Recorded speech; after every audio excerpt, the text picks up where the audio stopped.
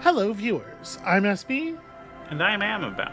and welcome back to Disco Elysium, where things have gone a little sideways. A little bit. And speaking from the perspective of this character, that really means something. Where's your heart at? Where's your head at? What's your move here? Well, I'm gonna go. Wait, has this building been here the whole time? As in, did they just move a new building in? Is that what you're asking me? But I don't remember seeing this. How do I get to this building? Did you click on the thing? Okay, hang on. Around this way. I have not seen this building. Yeah, you do have a habit of maybe not looking fully the most around.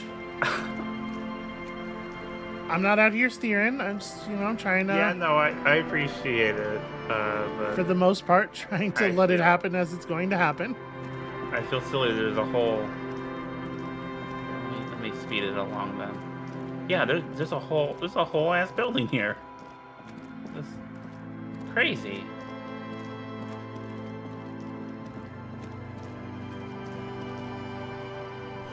There's absolutely no way in through this door. Okay, well... Hey, what's this? Just a piece of paper. Okay. Yeah, it would be highlighted with a thing if you were holding the button and it were interactable. I am holding the button. I kind of figured. This is just a building that nothing... So I guess I'm going back to the Whirling in Rags then. Okay. So let me get to a place where I can... You know what? Before I do that... Uh-huh. I will talk to a cell. Okay, sure. And annoyed because I can't be... Yeah, I'm again 6 points away, and I need to bring up my composure. So this whole Ruby thing was about the information you were missing and who might have done what, and in the end, I think it sure seems like neither you nor Kim is very convinced that she was the murderer. No.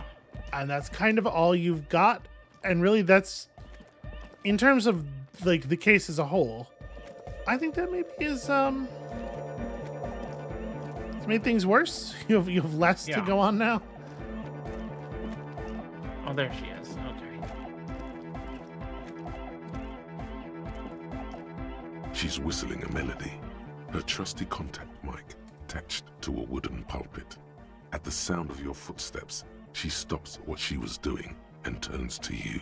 So, that kind of comports with detective fiction, where there's a lot of, dead ends and a lot of, non-leads and a sense of helplessness that especially pervades, noir detective stuff, rather than, police procedural detective stuff, which is more about building that case. Yeah. The sense of helplessness, hopelessness is something that's really acutely within those genres, and I do feel like this is in conversation with those. Hey there. I've been recording some new audio from all these beams and rafters. The sounds travelling through the wood are pretty cool. Creaks and stuff. Like you're underwater, But underwater inside a tree. But that's not really what I wanted to talk about. I wanted to thank you instead. The second one's very funny, but I'm not doing that. What for? For getting me and my friends in here. And we even found some new associates, such as they are. How's everyone doing? Good, I think. Noid is getting a read on the place. I think he finds the carpentry very impressive. Andre's been setting up the compressor and dancing. Egghead's been keeping the party up. He's got the stage under control. Sorna, the programmer, she's doing whatever she does behind that radio computer of hers. She doesn't talk to us much, and the crab man hasn't shown himself, thank God.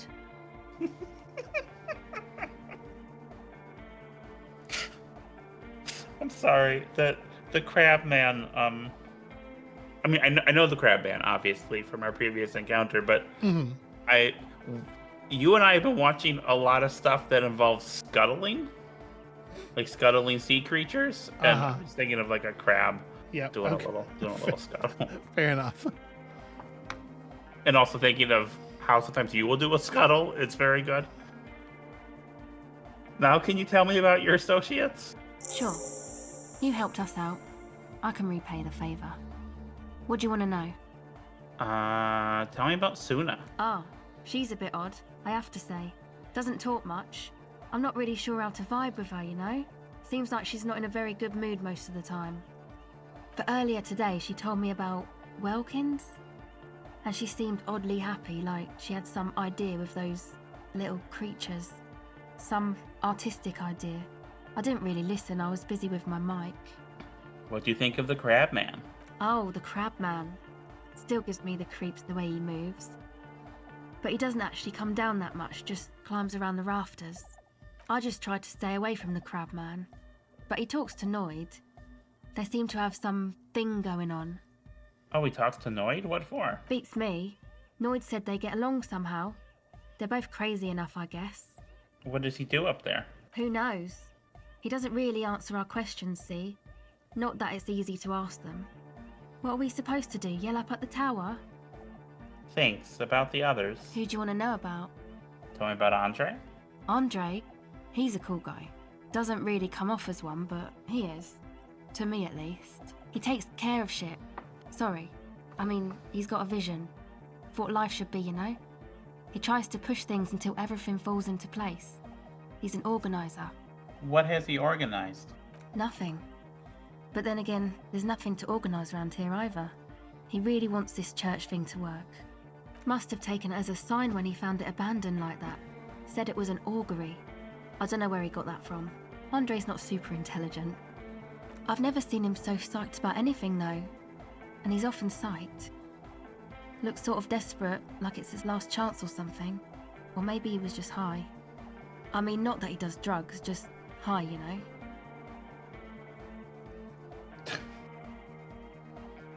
On life? Yes. Anyway. Is Andre your boyfriend? Yes. Tell me about the others. Who do you want to know about? Tell me about Noid. He's a four-burger, I guess, like the rest of us. Okay, maybe not Egg, I don't know about him, but Noid and the rest are from Forberg, making the pilgrimage up north to visit the Elysium. He's real hardcore about the lifestyle. What does he do? What do you mean, do? Like, for a living? No, I meant for breakfast. Of course, for a living. He's a carpenter, trained and all. He's very good, he just doesn't have the mindset to work like that, in a shop somewhere. What kind of mindset is that? He abides by the hardcore, sir. You would have to ask him yourself. And you? Sir, I abide by the law. What is this pilgrimage you're talking about? It's just something poor Forberg kids do every spring. To pass the time, we walk the entire length of Boogie Street, up to Jamrock, or as much as possible. Why wouldn't it be? I don't know, man. Have you been down Boogie Street? It's a little bewildering. Oh, I'm sorry. Have I not told you I'm a raging alcoholic who recently drank himself into an oblivion so deep he can't even remember what sounds like the biggest street in the city? No? Because I'm not. Now tell me something else about Noid. Sure. What do you want to know? Actually, tell me about the others. Who do you want to know about? This is a baffling style of questioning. What's the deal with Egghead? What do you mean? Where is he from? How long has he been with you guys? Actually, we don't know where he's from, or who he is, really. One time we were out partying somewhere in backwater Forberg. Or maybe even Coal City. I can't remember. Maybe it was Coal City. Egg was yelling along to some jam someone was spinning, all night long. Just kept yelling until he didn't have a shred of voice left. When the sun came up over the mines. There were mines? Yeah, it was in Coal City. Egg came with us. He made this wheezing puppy dog sound all the way back. Couldn't even speak. It was definitely Coal City, because it took us 2 days to walk back to the fort. He just wheezed the whole way. We never really asked why he came with us, or who he was. I think his name is Jermaine. People are sweet. You can see it must have been a great night. The memory causes her to go silent for a moment or two. Tell me about the others. Who do you want to know about? Actually, do tell me about yourself. Me? Again? Yes, I forgot. Tell me about yourself. I told you, I'm a silver bird. What does that mean? It means I don't answer questions about myself. Fair enough. Thank you. Sure. That's it for now. Okay, well, let's... Wait, I have to go... Are you kidding me? I have to go away? Okay. Okay. No, you just clicked there. Oh, I'm trying to talk to him. You got us in, cop. I can't believe you got us in. He looks around the hall, examining the carpentry. Between you and me, I don't know if you've noticed this about me. I'm a little suspicious of authority. But you really came through for the hardcore underground. Yes, you really came through for the hardcore underground. How come? Andre is busy cutting some slightly less lame, but still quite ungainly shapes on the church floor, sweating profusely. Estelle using her contact mic to listen to a tree underwater. The one with the large head is blasting the dance track on repeat, while the stained glass window behind him is rattling from the bass. I'm a corrupt cop, Kim. You know what? The kids are all right. Better here than in that tent. It wasn't safe. Okay. The lieutenant keeps it laconic. What he means is, you're right, actually. The tent was a safety hazard, and this place was deserted anyway. Noid, what do you think about the church? It's a miracle of carpentry. Dead bodies carved into total shapes. Now it can be something more. He rubs What his do you hands mean? together.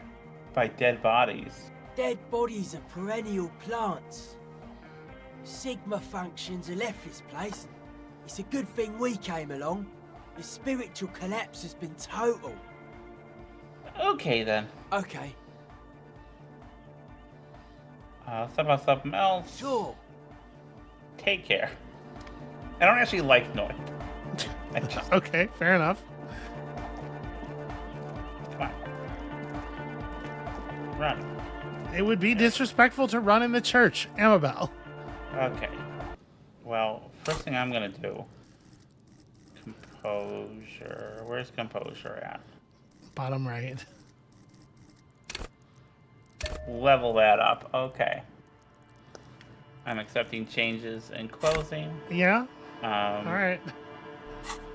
Yeah. I'm about to like go have a difficult conversation with some. You feel like it may be a good idea to save that or use it on a thought or. No, I'm using. All right. I'm, Got some composure clothing. yeah. This is my primary. Like I know the things. I there, see that. But I'm gonna help this man realize things about himself. Is what I'm going to do. That. All right, like that is listen, my it's goal. not beyond me. I just think that, prioritization wise. This is more important. Okay. This is the most important. You're driving. Listen, I'm not. Was there another shirt that gave? Was there another composure You thing? are wearing all of your composure things. Okay, I'm sorry. All right. Okay, hang on. I need to. Well, I'm at the church, so I should be able to. Why can't I fast travel? It's a great question. All right.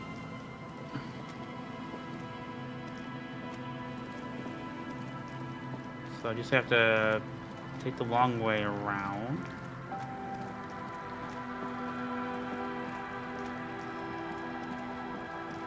That's such a weird bug. I don't know. That feels like a pretty normal kind of bug. Well, it's like, Try it now. I don't understand why it just wouldn't work all of a sudden. Oh, something here. footprints in the snow. They lead away from the accident. Seems the walker was either very confused or drunk out of his mind. Yeah, we know who the walk. We know who it was. No, not that way. Okay. Oh. Or is this just another? A creaking ahead, a broken axle grinding. Okay, let me just get around. Go up this. It's not that far. I kind of got spoiled by the I'm all out of shits to give, loincloth. Welcome to the fucking reckoning. Oh no. This is why I couldn't fast travel. I got it. Put your damn gun down. People are gonna get hurt. We need to talk this through. All right? Shut up. You're not gonna talk yourself out of this, loincloth shit fuck. Kim, what's going on here? The lieutenant raises his left hand. This is a misunderstanding. Nothing irreversible has happened yet. You can just return to your unit and forget all about this. The Kypt is merciful, willing to spare us if we just forget about our murdered and humiliated commander. I think we should just kill everyone, Corty. You are all drunk. Come to your senses. You won't gun down 7 people in the middle of the street. This isn't a frontier town or a jungle outpost. Easy, Lizzie. Let me handle it. I know guys like this. I'm sure we can come to a peaceful agreement. Ain't that right, fellas? Oh. He is facing overwhelmingly superior firepower, and he knows it. Peaceful. It sounds like the armored figure is weeping. Fuck, there's the third one. How did we miss something like this? The lieutenant points to the helmeted figure. Okay. What do we do? My plan is not to get killed, but we have to intervene. The big one is the mercenary at the gates. If this turns into a firefight, we should take him out first. We're out of time. This is The Mercenary Tribunal. Okay, well, all right. Stop. This is the police.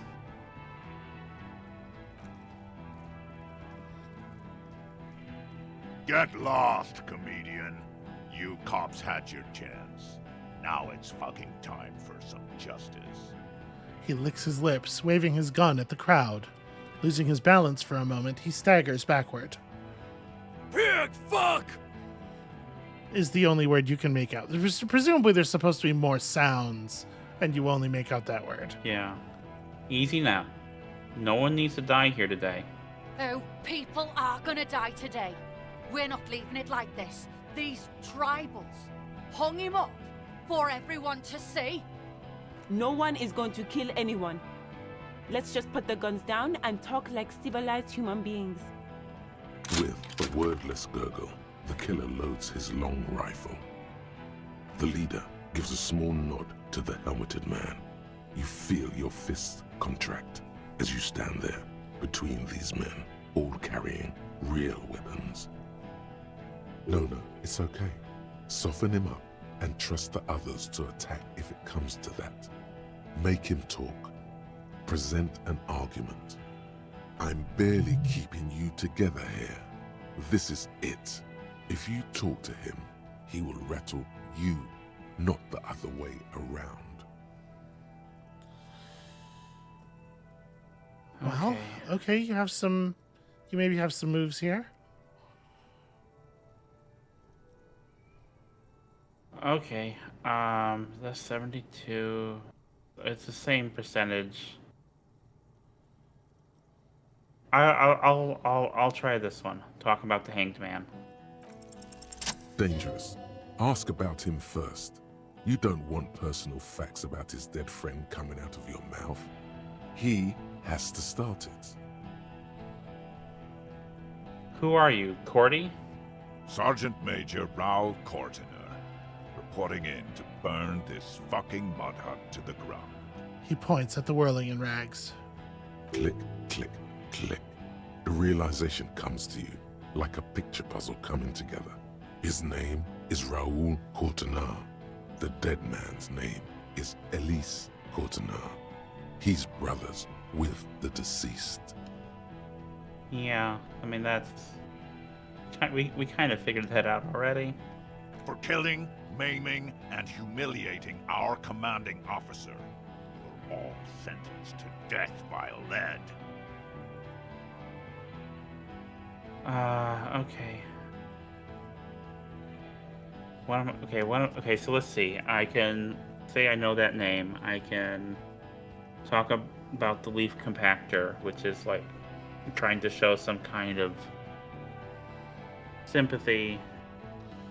Yeah, I mean, there's a question about how you want to come into this, but also I think if there's anything to learn from what happened with Ruby, it is that you do not necessarily, like, you shouldn't assume you're going to get to say everything you want to say, maybe. Yeah, no, I know that. I just want to try and go over the options. And I know sometimes when I have a lot of options, I get quiet, which is not really compelling audio-visual entertainment for the viewers. So I'm trying to just kind of talk through these options. You know, I'm gonna. This one's strong, but I'm gonna go with it. His parents left him in a fucking leaf compactor. Who? Laylee? Yes, when he was small, just an infant. We researched him. We contacted the ICP and looked at his birth records. That was in there. And other things. They fucking put Laylee in a leaf compactor, and now these cunts finished the job. He waves at the gang huddled by the doors. All right, maybe. I mean, you miss all the shots you don't take. There's real anguish in his voice. A drunken sadness suddenly engulfs him. Memories. Okay, what an awkward, tense time for the equipment to break down. We're back. I think everything's back now. Yep. Right? You're here? You're present? I'm here. Yep. Okay. Before you move on, what was your plan there? Like, how did that go in your head that made that the thing that you chose? I don't know, but it was... Here's the thing. Yeah. I know this is, in some sense, a turn-based game. Okay. You know, the game only proceeds as I make choices. Yeah. But I wanted to, in the spirit of role-playing, approach it in as a situation where I'm not actually having a lot of time to think about it. Okay. And that seemed like the choice that was just... that went the hardest. And... Right, but that went the hardest where? I don't know. That would like express empathy for the murdered man as a human being. Okay, all right. Obviously, it seems like it is badly misfiring. But well, we'll see. I mean, maybe I've actually diffused it. Maybe this drunken sadness. Maybe I've diffused the situation. Everyone's gonna be okay. It's a mind fuck, Corty. He wasn't put in a leaf compactor. They're making it up to fuck with us. Major, permission to. Open fire. We can't have that. Interfere now. Okay, well then, all right, Coordinator, I know that name. He sways from left to right, inspecting you. Raoul and Ellis Coordinator. I'm sorry about your brother, Raoul. I look him in the eye. He wasn't my fucking brother. We just grew up on the same farm and got beat into place by the same sick fuck. Beaten by a foster parent or someone on the farm? And then went into the same military unit, went to the same military academy and the same unit, and the same war. Same fucking mud hut town, too. He looks around, then wipes his face with his armored glove. Okay, good. Listen, you're Lely. Everyone says good things about him. He was a talker. Fuck do you mean, talker? We've heard testimony. People say he was charismatic, a nice guy to be around. Yeah, he liked to chat up the natives. Share leaflets, squeeze a bit of kid-tass here and there. Great fucking idea that turned out to be. He points toward the yard. If Laylee was here, he would spare the lot of you. Maybe shoot one for show. But me, I'm not a big fan of public affairs, Clay Monkey. I'll gun every one of you down for what you did. Ready to open fire, Major. At your command. This one isn't used to being suited this long. She's uncomfortable. We'll open fire just to hurry things along. Your brother did not deserve to go out like that. I promise. I will find his killer. Find his killer? Cop, his killer stands right there, shitting his pants, and you're standing in the way, protecting them. I know what this tactic is, Silo-san. You're gonna die for them, right here, today. Big talk, but that leaf compactor won't leave his mind anytime soon. It's a small thing, but it got him off center. Listen, they didn't do it. Yeah? Who did that? It was someone else, someone who's not here now. How fucking convenient. He gives you He a was drunken shot. stare, then puts his hand on the gun.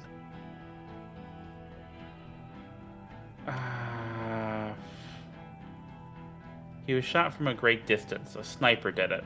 You think I'm fucking stupid, cop? What if I just shot one of your pals here, right now, huh? I mean, most of these people aren't my pals. How about the kid? Tell me, it's a magic fucking sniper one more time. Listen, please. This cop and this drumhead cop marshal won't decide who... He's gonna do it. He's gonna shoot her. Think. Why doesn't he believe me? Your mind grinds to a halt. All you can see is the revolver in the man's armored hand, swaying, pointed at her. You move your mouth like a fish gasping for air. No, she wasn't even there. He pulls the trigger. A plume of smoke erupts from the muzzle. I should have shot him. The shot rings in your ears, a low, tinny ring.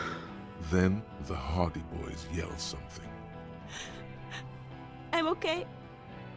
I'm okay. The woman grabs her left side. She's down. Her white shirt soaks a blood red around her abdomen. She gasps for air. Oh no. She's not. She's bleeding out.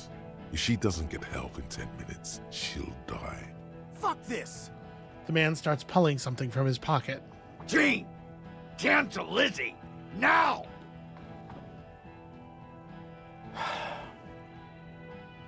I'll shoot. I got it. That's I made okay. I made the shot before. I guess that's true.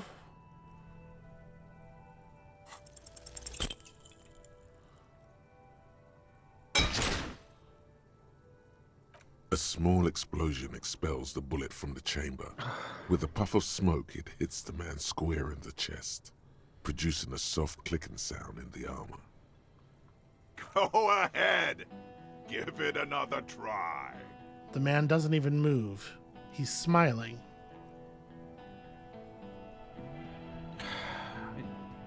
Oof. I don't want to do nothing, but both these options suck ass too. Kill him. Well,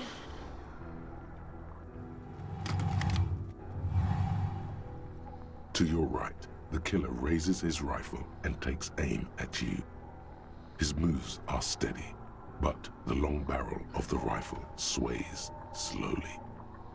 Kim, where is Kim? From the corner of your eye, you see the lieutenant raise his pistol and aim it at Rude. Blink, think. You stare down the barrel of the gun. You see Rude's mask behind it, his eyes in the slit of the helmet, like a camera lens, focusing on you. Is there anything we could use to protect this frail body. That gun will tear us to pieces. Alright, let's try it. The shot rings and you stop. Something violently tugs at your shoulder, pushing you backwards with incredible force.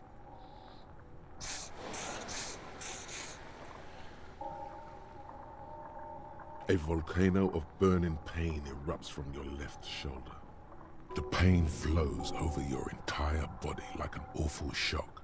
A grim knowing rises from within. Half of your body must be gone. God, please.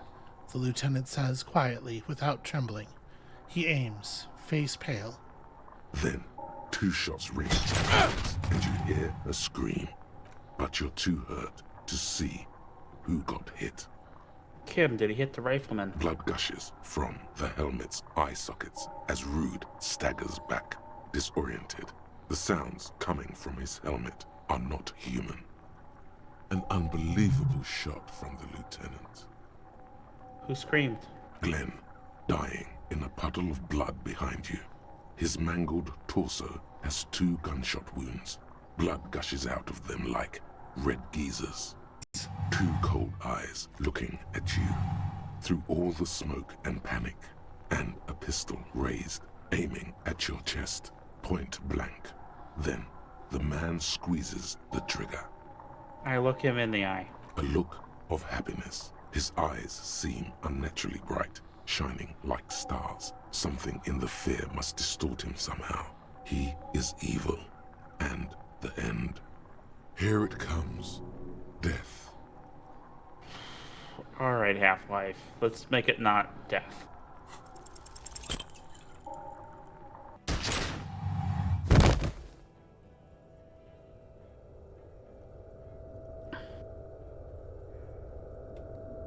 You can't.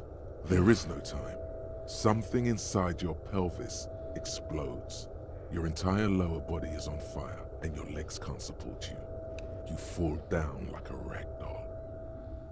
I listen through the darkness and the pain. The Hardy Boys are yelling. Someone is running, jumping over you.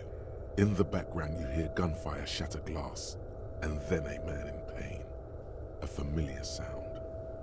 It's Titus with a splat like meat. You hear bullets rip into him. His voice, still giving orders, grows fainter. A gurgle. I touch my lower body. Warm blood pools underneath you.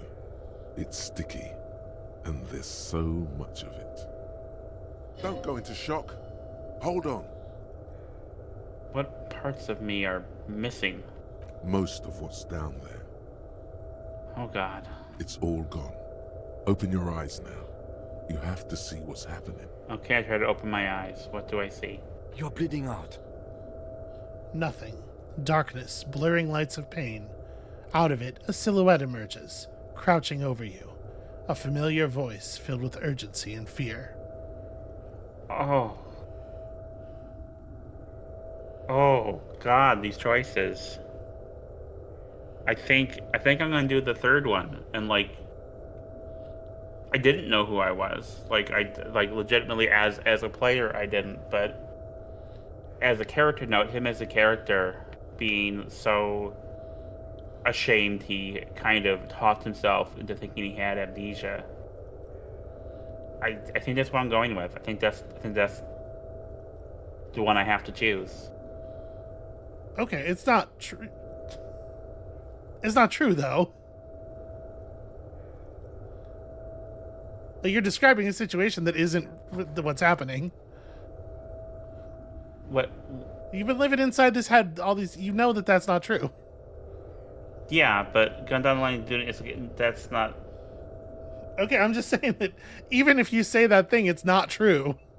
It doesn't make it the situation you're describing.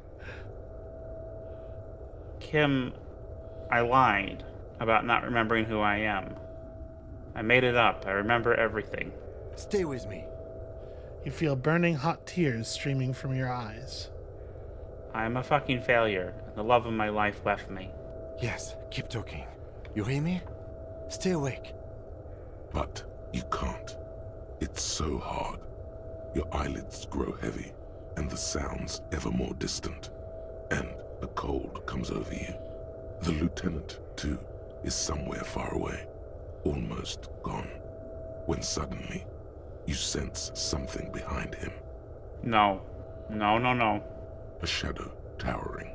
Someone stands there, raising his pistol at him. The lieutenant does not see it. He's pushing down on your wound with both hands.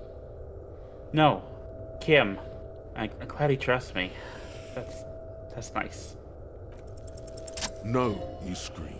Behind you, from your bloody lips, your eyes are full of fear. There is no room for hesitation. The lieutenant turns around and fires, his body falling on yours in the course of the motion. You hear a roar of pain, a death scream.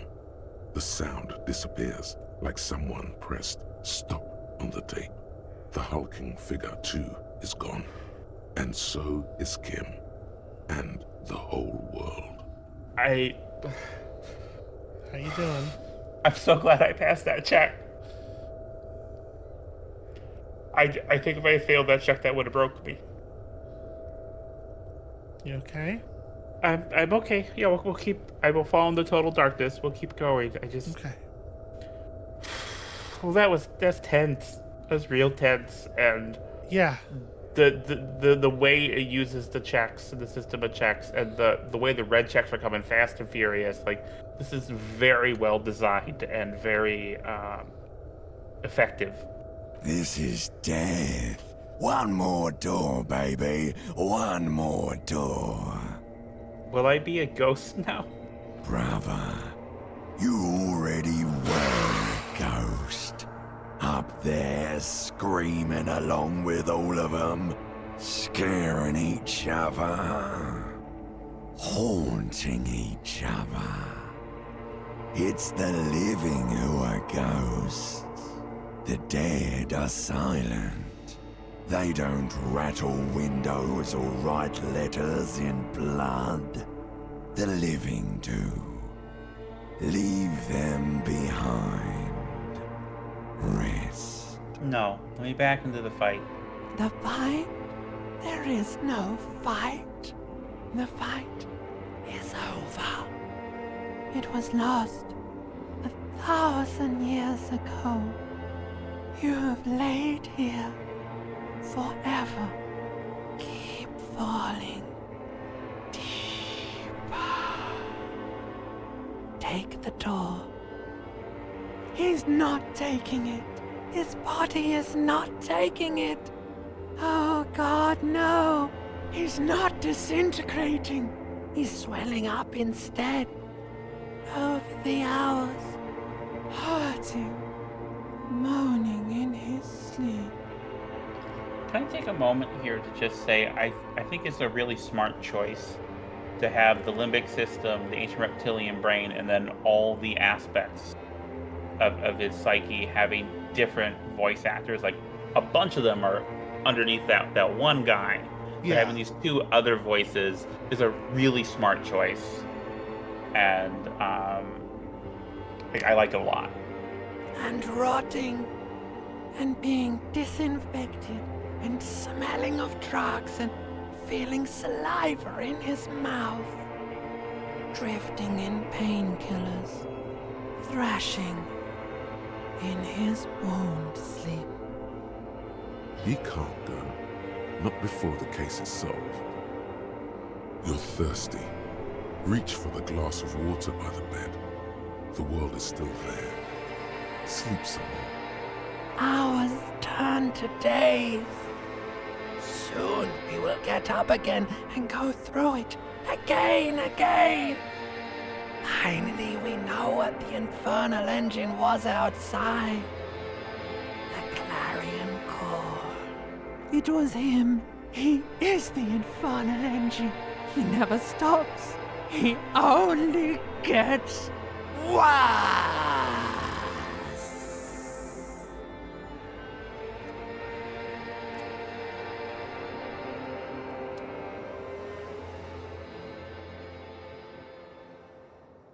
You see the lieutenant's familiar shape in the orange jacket. It turns double, then triple, from the pain. Oh, I'm so glad Kim's okay.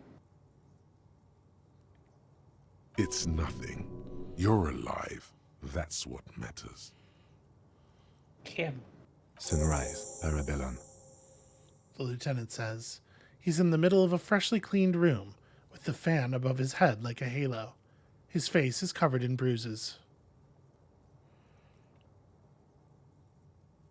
What happened? What happened? You shot the Major, and successfully, a firefight ensued. What happened then? As retaliation, the rifleman shot you. He hit. With his carabine. I was looking for a clear line of sight. When I found it, I shot and wounded him, while Glenn took a bullet in the spine. It was meant for me. He did not survive. There's a pause. Titus, Fat Angus, and Theo charged. Angus and Theo died before they made it to intensive care. Titus died in the hospital yesterday. Alain and the young musician, I forget his name, they are all that's left. Titus is dead? Yes. A nod. You were bleeding out. I think you said you lied about being an amnesiac, and you warned me. I was able to disarm the Major before he got the jump on me. Thank you. Although... I was not able to kill him, as I should have. Crenel took him. A stray bullet killed the Pole, though. And that's what happened. How many casualties on the Union side total? 6. Glenn, Theo, Shanky, Angus. The fat one, he took a lot of bullets. And Titus. I don't know if that detail is... And Elizabeth, too. Elizabeth Beaufort was her name. The gardener. She did not make it? No, she bled out before Everard's surgeon could help her. Everard sent his personal doctor, but a costly loss for the Union. She was being trained for leadership. If I would have presented the theory better to their leader... She never had a chance. She should not have been there in the first place. There was no way to convince them. Stop this line of thought now. You're too broken for ghosts. And the Major? He's in a private hospital across the river. Crenel claimed him from the local butcher shop where Titus died. Turns out he's insured. There is unveiled anger in his voice. We won't get to him anymore. The good news is he's not coming here either. I did some damage. And that's... all.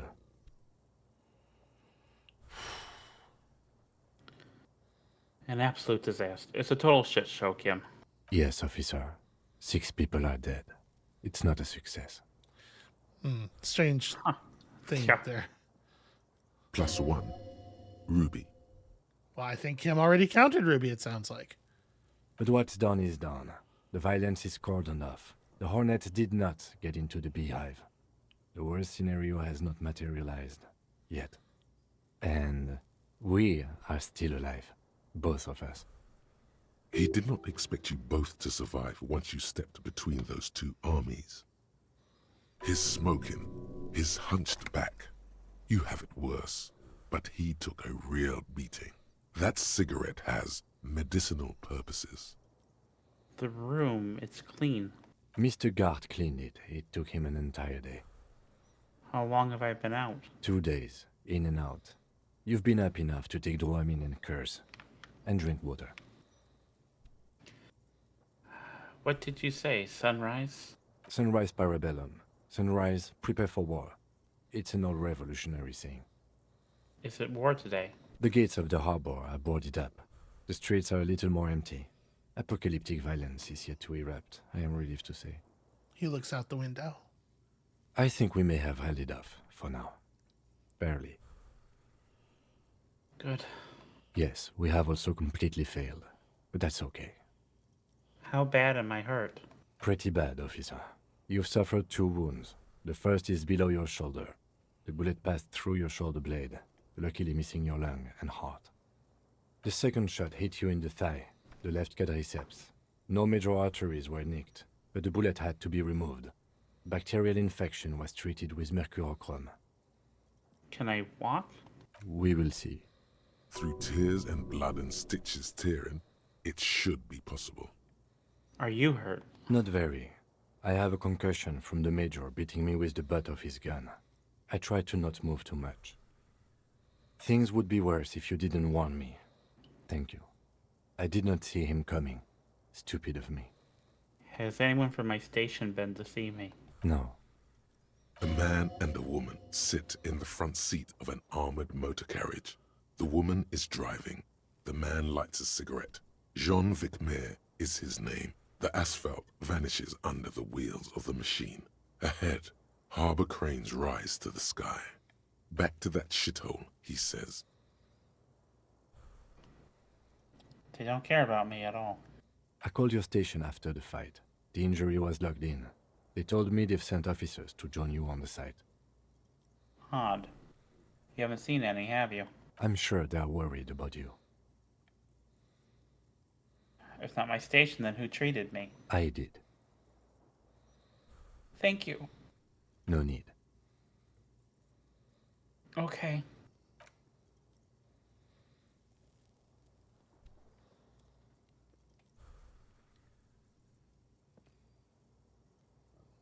Easy now. The lieutenant turns double again before your eyes, an orange hue of pain.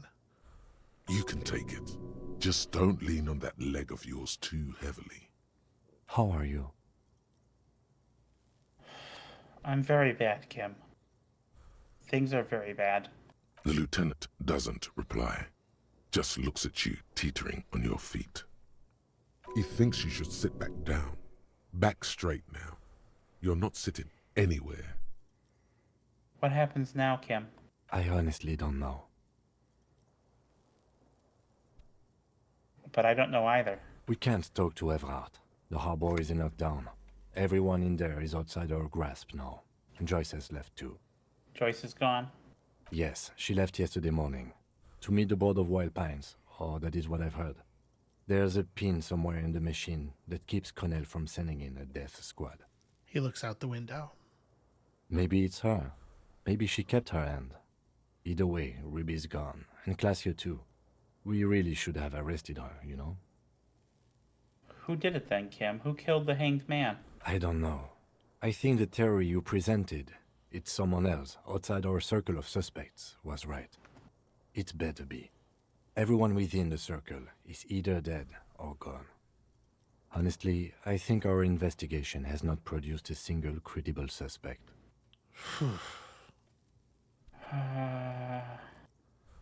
That's... He's right, but that fucking... After all of this, and all of the fucking Sturm und Drang, and all of the bodies... Yeah. You know what I think about solving crimes? He arches his brow. The ceiling fan patiently spins overhead. Solving crimes is almost impossible. It can feel that way sometimes, yes. That concussion must be making him dizzy. He's just agreeing with you? What the hell? You're not ready to give up, are you? No. Are you ready to limp? I'm ready. Good. Where do you want to limp to? A gust of wind blows in from the bay. The duraluminum box around you vibrates imperceptibly. A familiar cold, a red thread on the roof upstairs. Taut, plucked like a string by the gust. We should check Lodge's room upstairs. Why not? He extinguishes the cigarette on the sole of his boot. I flash my flashlight right in his face. Another look at the window, perhaps? The one he was shot through. I don't know. I can't think of anything better.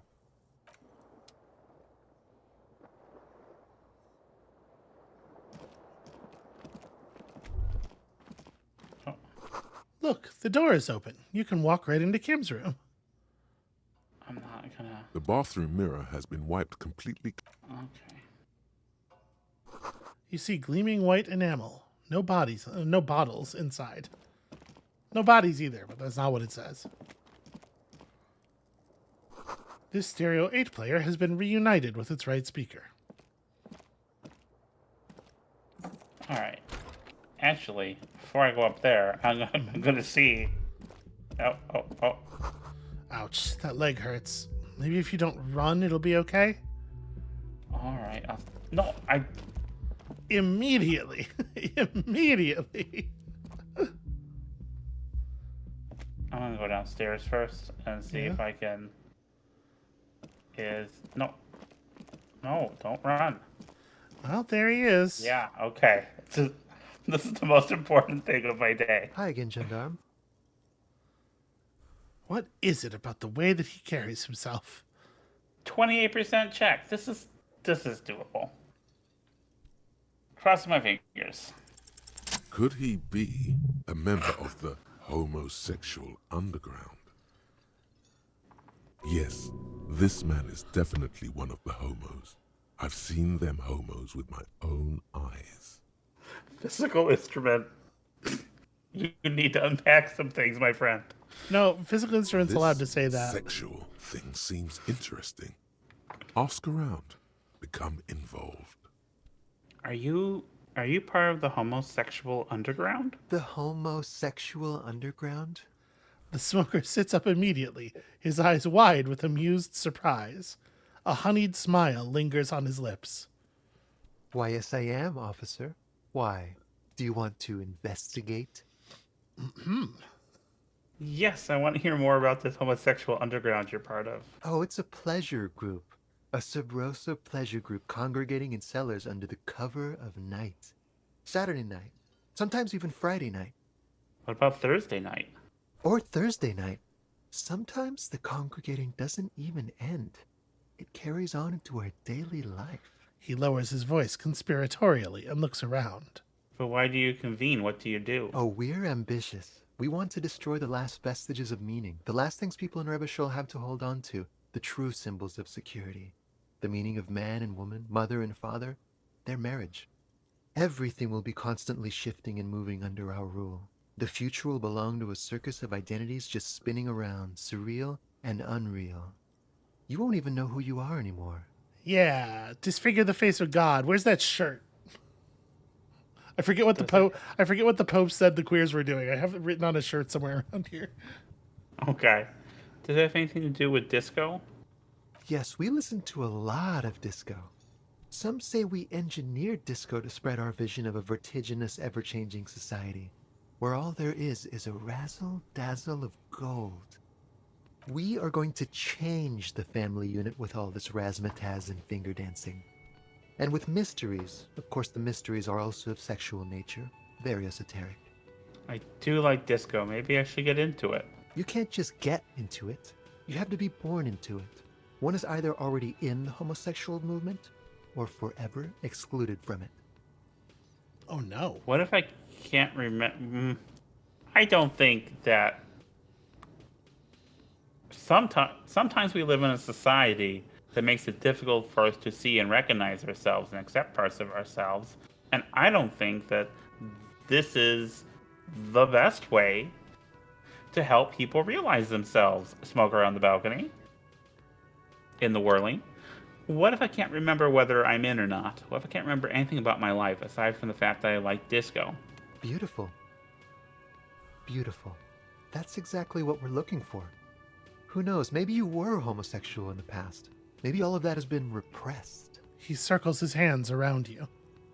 I have to say that you do look like someone who might be part of the underground. You have that very distinctive, I can't understand what's going on here look.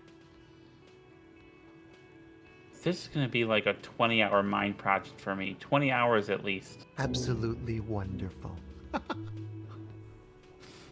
A man like you can figure out his sexuality in a working day. It won't be 20 hours unless you want to enter the heightened realms of the phantasme erotique afterwards. It may be 20 hours or more, but that would be on your own time. Thank you, conceptualization. Bye-bye, Gendarme. Okay. You got there. Listen, you got there because you earned it.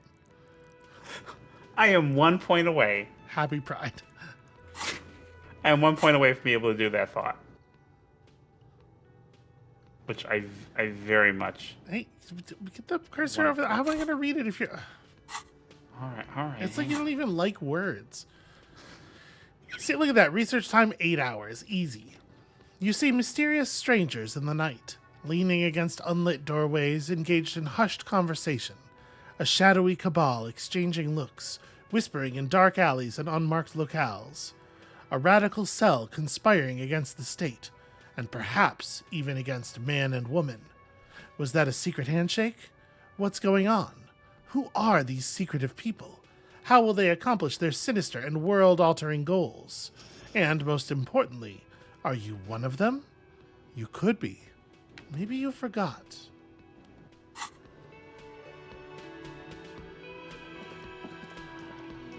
Yeah, it really zoomed in there.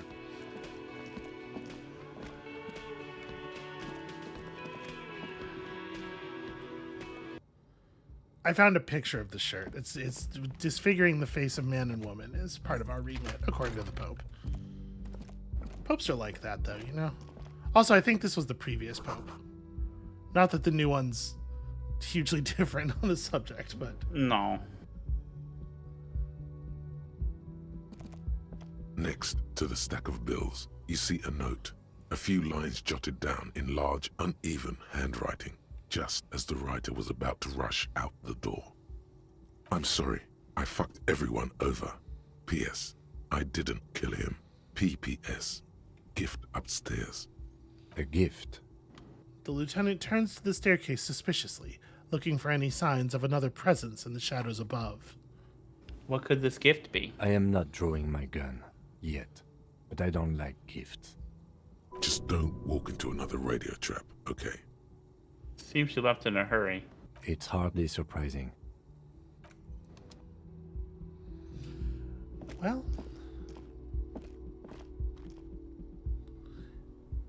okay. A red thread made of nylon. It leads out of the room and onto the roof. All right.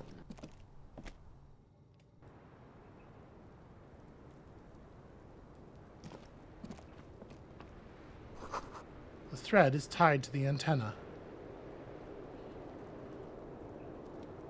Hmm.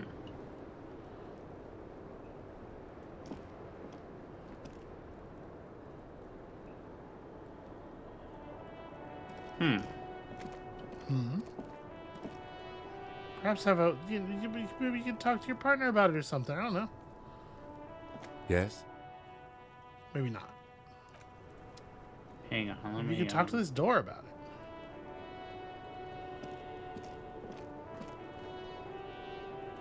Actually, let me actually look at the window. Aha. You see the same two neon-lit shapes. A man and a woman. Only now a red thread bisects the room, pointing from the antenna outside to the cupboard on the wall. This is ballistics. She's left a trajectory for us. Look at you learning how to read the things the game intends for you. The lieutenant tests the thread with his finger. Drawn taut, it rebounds instantly. A ray of backward motion explodes from his mouth to the roof outside, A prime, to then widen into a radius of locations in Martinez, B prime, B double prime, and B triple prime. Where does the thread lead? It suggests the bullet came from the extreme upper quadrant of possible angles, from a point beyond the roof, B triple prime. The island in the bay. She trying to tell us the shot came from the islet. Unless she thinks the perpetrator was standing on the ring antenna. That is where the thread seems to point. How does she know how to do this? She was there that night. She would have known precisely where the bullet hole was in the glass. It also looks like there may be more to her skill set than we know. The question is, should we trust her? This is her way of saying she's sorry. I find that hard to believe. But at this point, what difference does it make? This is also a location we have yet to rule out. So it is. For a second he seems tired. I could see that. I could see how he's earned that. Maybe we need to go to the island. The wind blows in from the open window. The lieutenant sighs, looking into the cold distance across the water. He sees danger. Another trap, perhaps. He must be cautious for a reason. This man has decades of experience.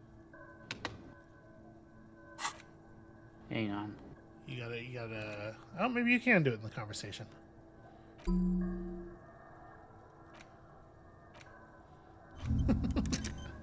Get that locked I'm gonna be in. traveling. Yep.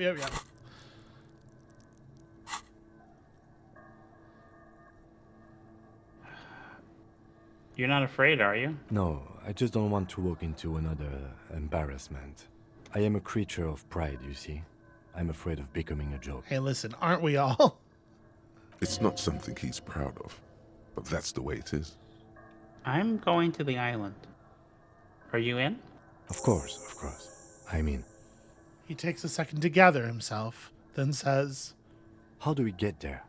Joyce Messier had a sloop, but she's gone.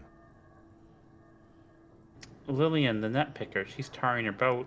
Ah, yes, of course. The village. Let's go. Okay.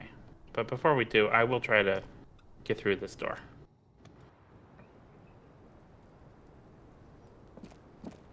The same small, heavy door. No lock in sight. Yeah. Kick the door in. fuck this door. The screen.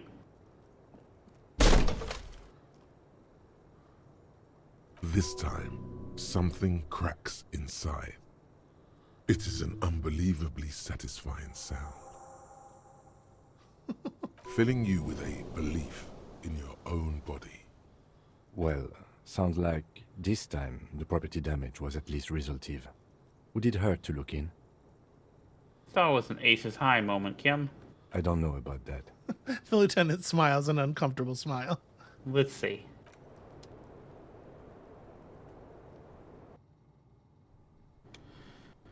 Hey, look at that.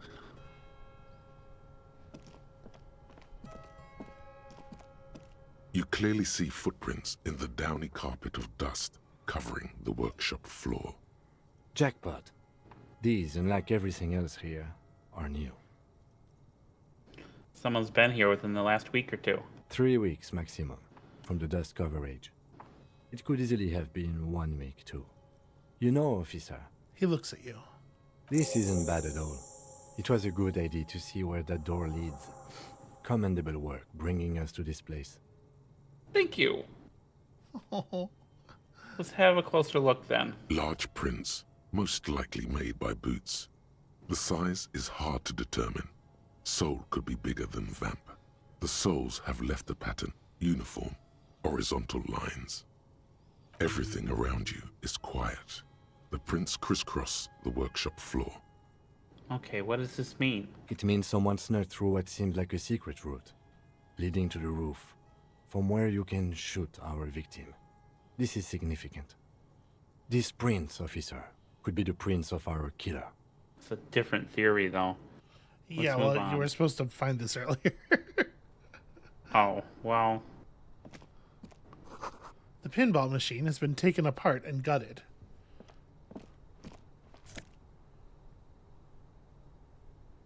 Okay.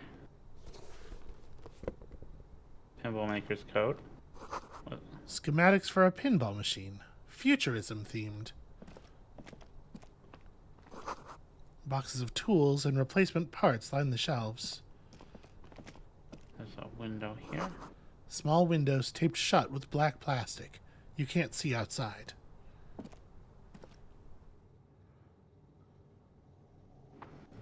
Ah, ha, ha, ha.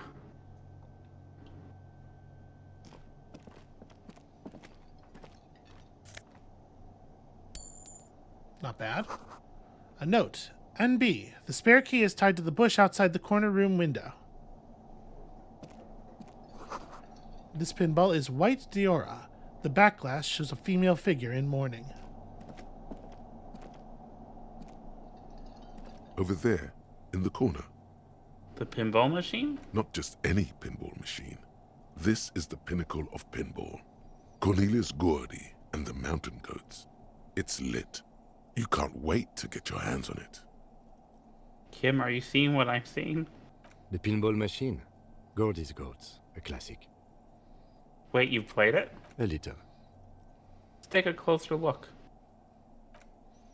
Yeah, you don't have anything important to do today. Great. The lieutenant sighs.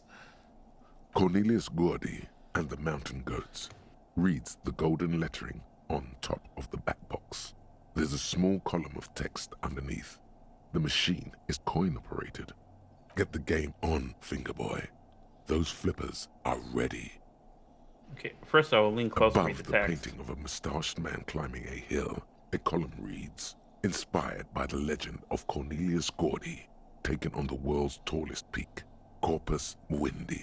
The Mesk legend holds that when the nation is in danger, heroic Gordy shall return and save his people. I will inspect the playing field. The theme of the game is to explore Gordy's climb through the perspective of goats and to ascend to the top of the mountain in a time of trouble.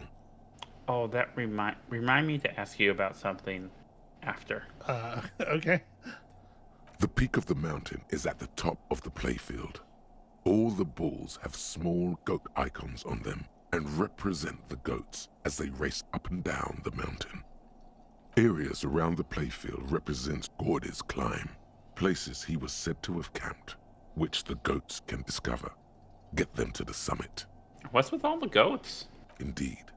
Think of them as balls. Alright, I will insert a 1 real coin. This is a pricey machine. Yeah. It takes a while to get into a rhythm, but pretty soon you're able to keep 3 goat-faced balls in play with relative ease. Go, go, Fingerboy. Go, Finger Boy, indeed. Happy Pride, everyone. I feel sorry for the goats. If they only knew the kind of guy old Cornelius really was. Wait, what kind of guy was he then? The kind of a guy who uses the word savages a lot when recounting his travels. A masked nationalist. A racist mountaineer. An avid huntsman too. He was often photographed in his dining hall, surrounded by wall-mounted hunting trophies from every continent. That is not cool. He also hit his wife and kids. Other people's kids too. Sometimes pets. Hateful little man. But you seem to be having fun. He nods at the machine. I want to take a moment and say, this is really good. Somebody playing pinball in the background Foley. Like, they fucking nailed this. Yeah. I'm pretty good at this. Your game is definitely improving. The jolly goats are flying all over the board, and although a few plummet to their deaths, you're never left with less than 3. Natural selection. Suddenly, a special passage leading to the summit slides open at the top of the board. This is where the balls need to go. Concentrate and aim for the narrow passage. Maneuvering a goat ball into a position for a perfect hit isn't easy. More fall to their deaths. But finally, the opportunity presents itself. One of them gets through. The words "Pale Rupture" light up on the speaker panel, and the machine starts filling with a thick, milky fog. Something's happening. Huh. Congratulations. This is where the game ends. It's a cheap way of getting more money out of the players. A stupid nihilistic finale. There's so much fog, you can barely see anything. Some is actually leaking out of the machine, and one by one, your goats start slipping, disappearing into the milky nothingness. This can be navigated. The balls leave almost imperceptible disruptions in the fog. Use them to calculate where they hit next. Hit the pads as fast as you can. Maximum attack. Not even a bullet can get through. You're down to your last goat, going mostly by sound. Eyes are useless at this point, but that goat is something special. 5 times you snatch him back from the jaws of death. I like that I'm bad at ball games from the Yeah. from that previous Jack. Your body remembers the bool. Kim, it can be done. Just I watch. am. I've seen it before. Played it too. You will eventually make a mistake, and then it's all over. And yet, How? If you can't even see it. that The would have last been cool. goat plummets into the fog with almost suicidal glee. There goes nothing, Fingerboy. Happy Pride. I almost said it again when he was like, this is where the balls need to go. Good job. But I You didn't. see That's called a heavy restraint. steel door with a prominent dimple lock. It's painted blue. This door's connected to the one upstairs, but how do we get through? There must be a key somewhere. Probably somewhere in the whirling. It's not too important. We can get in and out using the roof door. Okay. So let me go back here. I'm glad we This played small pinball. elevator is dimly lit by a bulb that's been glowing for ages. The latticed cage is open, inviting you to step inside. Yeah, I'm trying to do that. This small elevator Oh my smells God. of nougat and sweat. Your head brushes up against the ceiling. Listen, this elevator has become mundane to me already. Yeah, I don't. No, really? Okay. Oh, hang on. Where?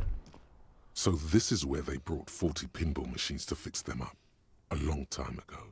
Everything is covered with dust now. The lieutenant looks around the dusty, crowded room, inspecting the tools on the shelf. Yeah, no, I'm Damn. All right. sorry. You I don't just want amazing pinball thoughts? no. Well, I'm all right. I'm irritated that I couldn't go through the door.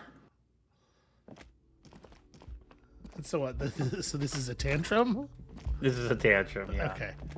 All right. So- Well, when you step downstairs here, I think I'm going to recommend that you stop clicking on things. And Okay, we can call. I Okay. All right. What? do one more thing before I forget? Sure. I'm gonna. Oh, I can't do that check anymore. Okay, well, never mind. I'm done. Okay.